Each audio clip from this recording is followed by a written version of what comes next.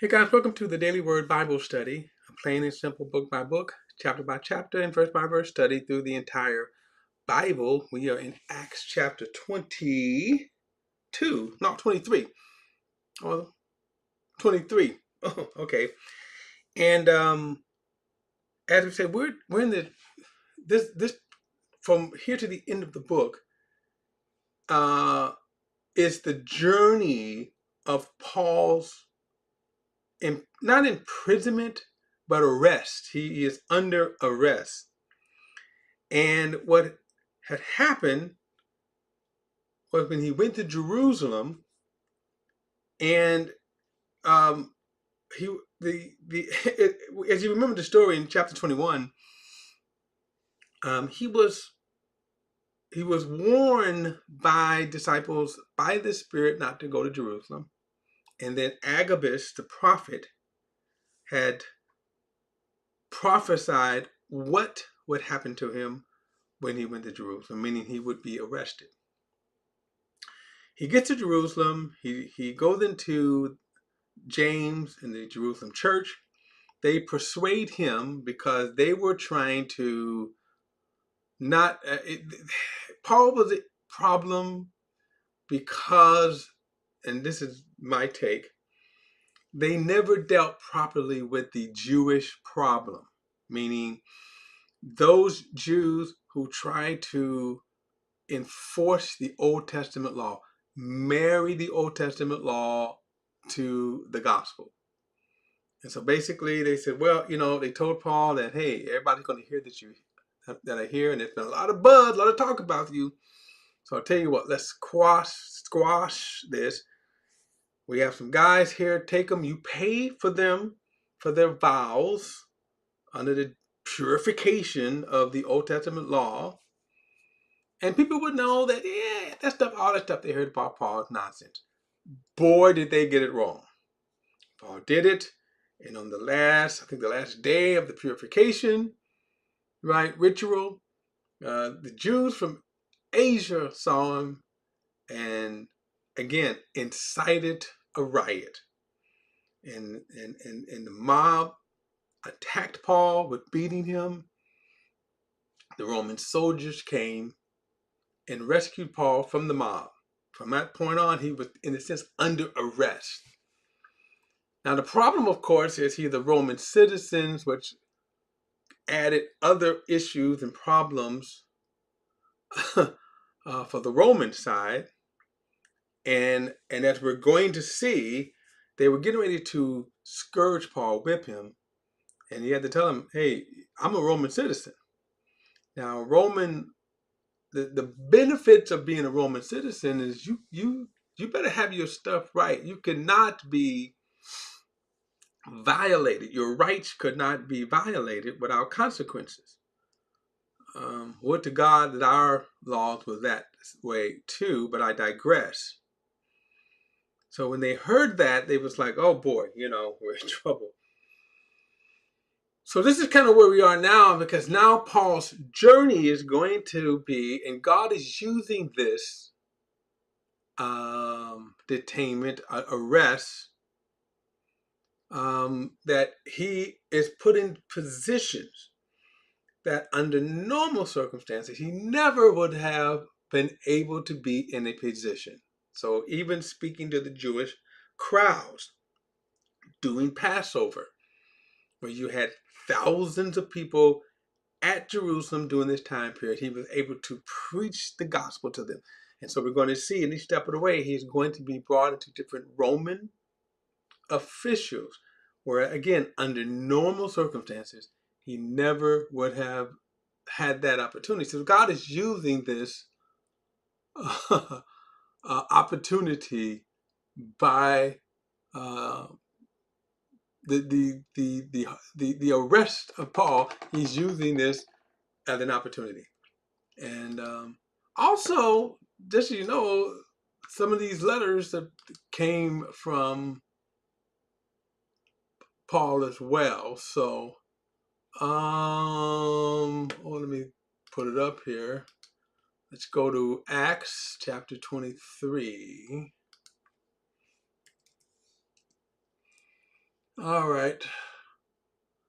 So, remember last time too, Paul, when he was standing, uh, well, we would say in the court, he did something funny where he looked at it and he said he saw the Pharisees and the Sadducees, and he actually used their hatred of one another, and they diverted. They had gotten together because their hatred for Paul was disrupted by their hatred of one another, which is also sad because we see the same thing today with people um, religiously. Denominations, believe it or not, they hate each other. They don't like to admit it, but they do.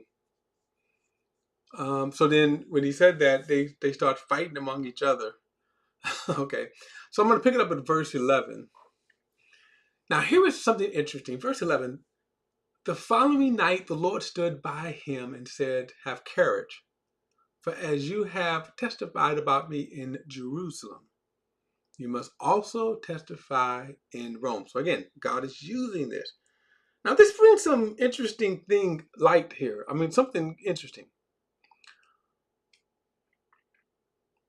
Let's kind of go back, remember, in chapter 21, how, and let's look at the sequence of events, and this, I don't know, let's see if we can make sense of this. First, you have Paul being warned by disciples through the Spirit not to go to Jerusalem. Then when Paul comes to, I don't know if it was Antioch or not, but no, Caesarea. He comes to Caesarea where Philip the evangelist, not Philip the, yeah, no, Philip the evangelist, he had his 7 daughters who prophesied, and then Agabus the prophet, who was an established prophet, came and prophesied and said, don't, now he didn't say tell him not to go, but he told him what would happen if he went, meaning he would be arrested. So how do you do that? We kind of ask the question again, was Paul wrong for going to Jerusalem? And then as we see here, Jesus now tells him, have courage. For as you have testified about me in Jerusalem, so must you also testify in Rome. So it's kind of confusing because on the one hand, you had where Paul by the Spirit was told not to go to Jerusalem. And now Jesus is saying, just as you have testified about me in Jerusalem. So how, from God, I think what's confusing is that where the disciples told him not to go. So at the time I said, well, let's say he could have not went at that time. But as we can see, it seems to have been God's plan all along. Now, Paul, again's ministry was unique in that God used him on multiple levels. The revelation that Paul was given about the mysteries of Christ, the churches he started, his ministries to the Gentiles, and now notice what he says here. God is going to use him to testify all the way to Rome. So, I guess the biggest question is don't know, right? Don't know. But here's the thing here. And it could be that, okay, well, you didn't listen at Jerusalem when I told you not to go, but since you are here, right? You can have that kind of, since you're here. Well, since you're here, no, notice he said, have courage. Now, another thing is sometimes we don't always feel, we don't always see, the inflections. But here's the thing here, that we kind of forget the human side of Paul. And sometimes we think that, Paul was energized by the Spirit, that he almost kind of like just floated along and all that. No, Paul was very much human. And he was very much had human feelings. And in the sense that even though he did this great work for Jesus, oftentimes it was a lonely road, because remember, he had a lot of opposition, and that don't it doesn't feel good. So some of us never get that kind of opposition because we're not in those kind of situations. Paul had a lot of oppositions, a lot of criticism, and then on top of that, he had a lot of persecution. It doesn't feel good. It's it's good to say, well, the Lord delivered me out of them all. Yes, that's wonderful, but it doesn't feel good going through them. Okay, it doesn't feel good. And so notice when Jesus says, "Have courage," those words strengthen Paul. They strengthen Paul. Have courage. So, for as you have testified about me in Jerusalem, so must you testify about me in Rome. Verse 12 says, when it was day, the Jews formed a conspiracy and bound themselves under a curse, neither to eat nor drink until they have killed Paul. I kind of always chuckle when I read this, because we're going to see it's about 40 people that got together. They formed this, they made this vow. And notice this, they put themselves under a curse to neither eat or drink until they have killed Paul. So we'll come back to this, because let's track this. Let's track this here. Okay, so this is day one. We're not going to eat or drink until we have killed Paul, right? Now, it also tells you the paganism, the superstition. Verse 13, there were more than 40 who had formed this plot, and these men went to the chief priests and the elders and said, we have bound ourselves under a solemn curse that we won't eat anything until we have killed Paul. Notice who they went to, the chief priests. So they were involved in the conspiracy, also the corruption. These are supposed to be the highly religious people. He says, so now you, along with the Sanhedrin, make a request to the commander that he brings him down to you, as if we're going to investigate his case more thoroughly. However, before he gets near, we are ready to kill him. So they make this plot. Now, the roads, see, what they were going to do, and this is why you would sometimes see that even the apostles, maybe carry like little weapons and stuff, because traveling at night was dangerous. It's, in a lot of respects, it was more dangerous because you was out in the open and they didn't have computer systems and all that, cell phones and stuff. You could be killed. For example, it would be not only dangerous but foolish for a woman to travel at night by herself on an open road. She could be taken advantage of, as well as raped and so anyway. All right, so that's their plot. But look at this. But the son of Paul's sister. Now, this is one of the first times we're kind of hearing of Paul's family. And again, we don't have a lot of detail, but notice this, Paul's sister. We know that his family was very, very religious. They were Pharisees. Remember, Paul comes from a family of Pharisees. So they were in the mix. But notice this, Paul's nephew, okay? So Paul's son, and they probably didn't know as they were talking about this because they probably was blabbing out loud. And this also shows you how neat the Lord is, that, this is what you can see. Here's this miraculous without being these kind of like, flashy miracles. But the fact that Paul's nephew was there and heard this plot. But the son of Paul's sisters, hearing about the ambush, came and entered the barracks and reported it to Paul. Then Paul called one of the centurions and said, take this young man to the commander because he has something to report to him. So he took him and brought him to the commander and said, the prisoner Paul called me and asked me to bring this young man to you because he has something to tell you. Then the commander took him by the hand, led him aside, and inquired privately, what is it that you have to report to me? The Jews, he said, have agreed to ask you to bring Paul down to the Sanhedrin tomorrow. Now keep this in mind because the Sanhedrin were in Jerusalem.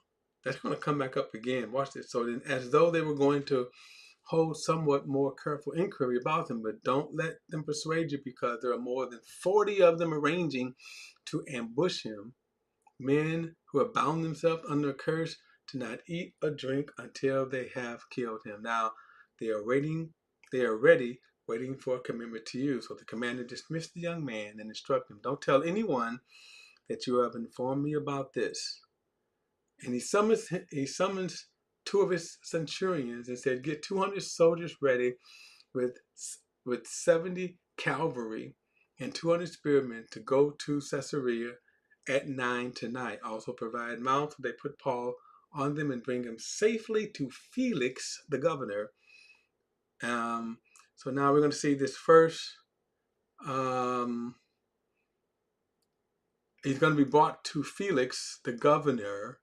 But again, notice not only is now Paul is getting a escort, 200 soldiers and 70 cavalry, 200 spearmen. So they really, y'all want to fight? Okay.